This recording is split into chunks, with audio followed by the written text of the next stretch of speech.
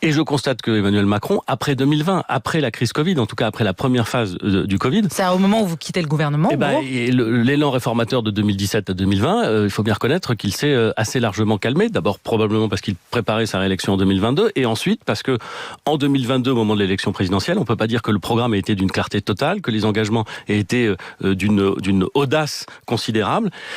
Absence de majorité en 2022, majorité relative, encore plus d'absence de majorité en 2024. On a donc un pays dont, objectivement, il faut bien constater...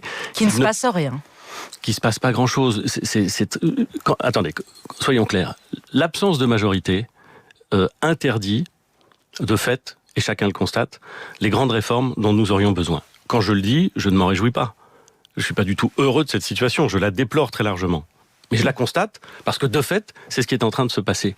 Et donc la France, elle fait des phrases, elle prend des initiatives législatives à travers une collection de propositions de loi qui sont individuellement intéressantes ou pas intéressantes. Mais il n'y a pas de grands projets, il n'y a pas de grand souffle, il n'y a pas de grande réforme. Et personne, Madame Salamé, ne pense une seconde dans ce pays, aujourd'hui, qu'on est en train de préparer l'avenir.